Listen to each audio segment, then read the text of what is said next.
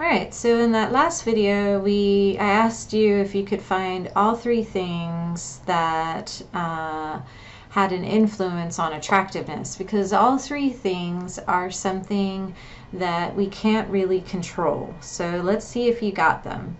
So the first one was symmetry. So what's symmetry, those of us that are more symmetrical are usually seen as more beautiful. So what this picture is here is the middle picture is his face regular. And then they took and mirrored this side of his face over here, and they mirrored this side of his face over here.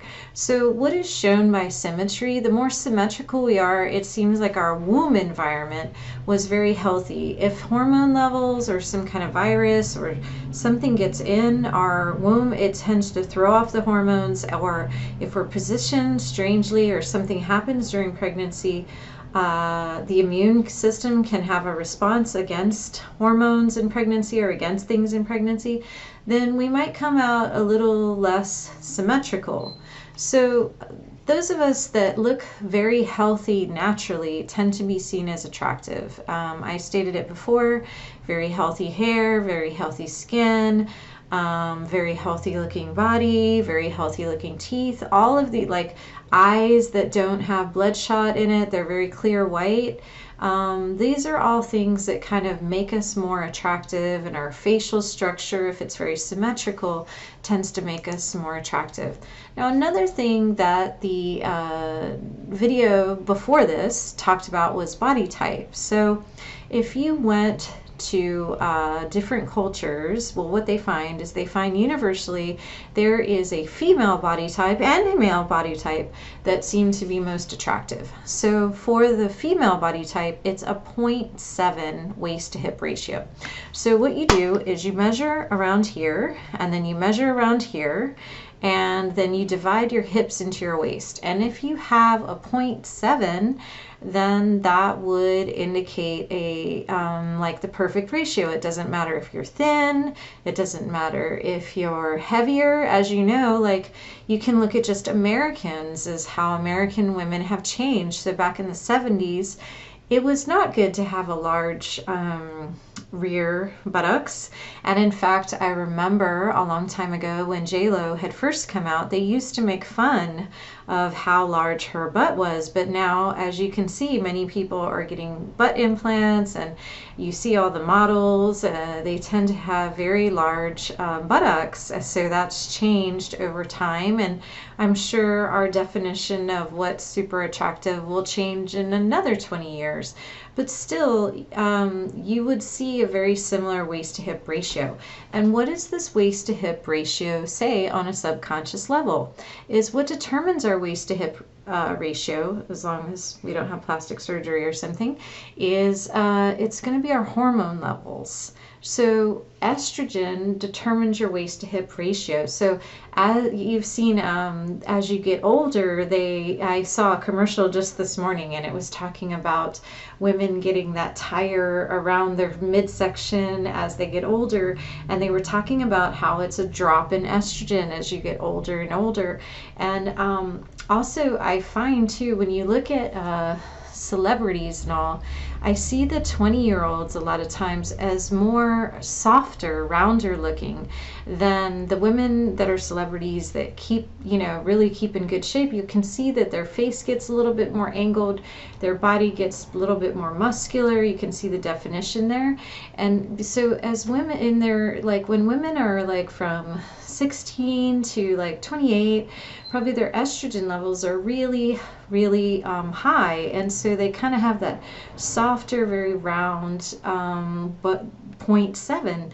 But as women get older, their estrogen levels change, and it takes much more work to maintain that 0.7 waist to hip ratio, and you see us developing more muscles because our testosterone levels tend to raise in proportion to our estrogen levels. Another question that we get sometimes with hormone levels is, Amy, I've heard that men reach their sexual prime in their early 20s, whereas women reach their sexual prime in their 40s. What's up with that?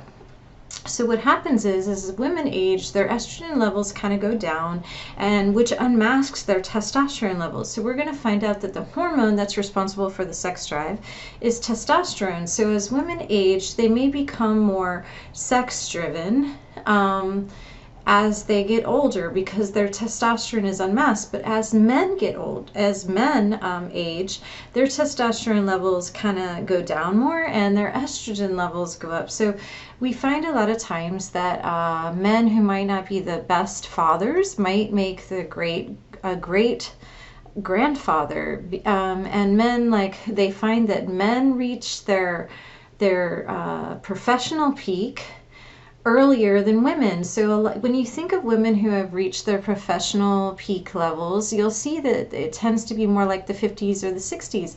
One, because women tend to be raising the children. We tend to be dominant. So even if we do work in the career force, we usually are given the brunt of responsibilities to raise the children.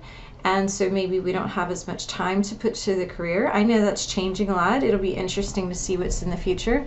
But as men age, their testosterone levels go down, and they might say things like, I'm just not as driven in the same way. Whereas women say, no, I am driven. I want to go.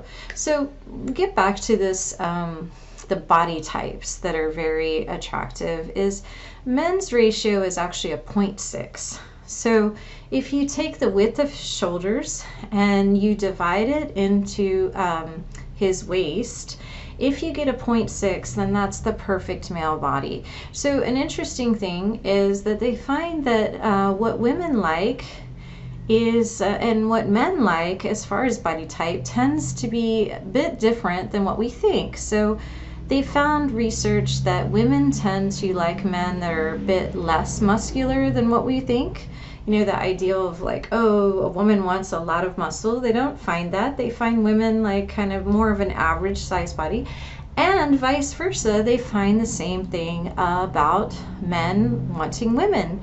Is the men, you think that they want really big breast and maybe really big butt and really small waist is yes, but actually when men are asked, what type of body type do you want, it tends to be a bit more average than what you think. Okay, let's go on to the next thing that we can't control.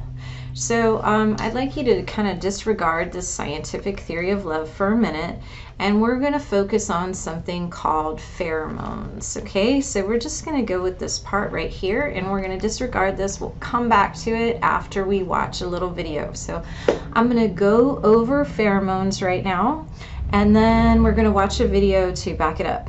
So this is so cool. This is one of my favorite parts of the class to teach you, is what pheromones are. Pheromones are these odors that we give off that sometimes we're not even consciously aware of. So let me give you some examples, and one of them that I'm going to give you is kind of controversial. So for example, my Psych 52 book in the past and my Psych 2 book, they do recognize pheromones as being legit for regulating the menstrual cycle. But I've also seen a Scientific American article that's saying, no, the research on this is not so good. But let me just share the pheromones with the menstrual cycle. So it's a controversial. A lot of women will say, yes, I have my menstrual cycle exactly with my best friend.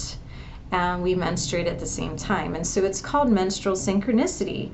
So a lot of women will say, yes, we definitely see it, and in dorms, so on and so forth. But the Scientific American article that I read kind of said, no, we did a literature review, and we're not finding that these research studies are holding up when we really look at them closely. So that's why I'm telling you it's a bit controversial. So maybe you could just look at it in your own life. But pheromones are something that's definitely there. Whether or not they're for menstrual synchrony or not, I'm not sure, but I thought maybe I could give you an example where you might recognize it and be like, what? Yeah, my best friend does menstruate the same. So anyway, what would cause us to synchronize? And they're talking about pheromones. So a lot of us don't smell our best friends menstruating because, those, tampons inside a week take showers every day. We don't smell them. But the odors are still there, and they believe that they can have an effect on the brain. But here's some other things that with regard to attraction. So women's sense of smell is 10 times that of men's. So they think that women are more influenced by pheromones than men. So women, I'm speaking more to you. Have you ever noticed that with a partner, that there's some partners that there's something about them. There's just something about them that the chemistry, you feel it immediately. It's like almost so thick that you can cut it with a knife. And here, let me ask you guys, what do you think? 50% women decide not to date a person for a second date due to this. What do you think the biggest determinant of whether or not a woman will go on a second date? Okay, it's his kiss. So a lot of women can like a man intellectually, but then when he kisses her, she could tell whether or not she has chemistry with him. And a lot of women will say, I felt no chemistry, so we could just be friends. And other women will say, absolutely, I felt the chemistry. So let's talk about what the chemistry is. The chemistry with these pheromones, when you feel that, is your immune systems are different enough to generate a good immunity for your offspring.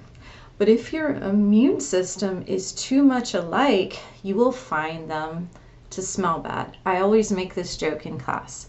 Do you know who the stinkiest people in the world are to me? And everybody's like shocked, like, oh my God, what is she gonna say? This is so inappropriate. But what I always come with is, it's my sons. Oh, when I walk into my room, into their room, and their dirty laundry is there, oh my gosh, to me, it smells so bad. And I'll have to say vice versa. I have my young son, I'll come back from a run and he'll be like, oh, Mom, go take a shower. And I'm like, oh my gosh, really? I smell bad? But then I have to remember that this is my son talking, so he smells me differently than someone else, because their immune systems are coming from me, so therefore we're giving off odors that make us repulsed. You have to think about caveman times. How would you know who's kin and not kin? You'd have to go by smell because they didn't have records and things.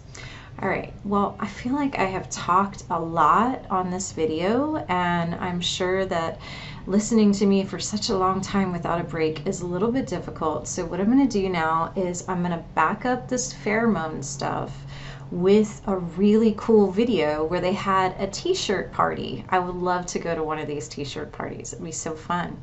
But before I go, I just want to reiterate some of the main points of this lecture. So we're talking about things that you can't control, and we talked about the halo effect, that some of you are just born naturally more attractive, and what makes you more naturally attractive is you just look healthier because you're symmetrical, or your genes and everything, they just kind of exude health. Your hair can grow well, your nails can grow well, your teeth are very white, your skin is very clear.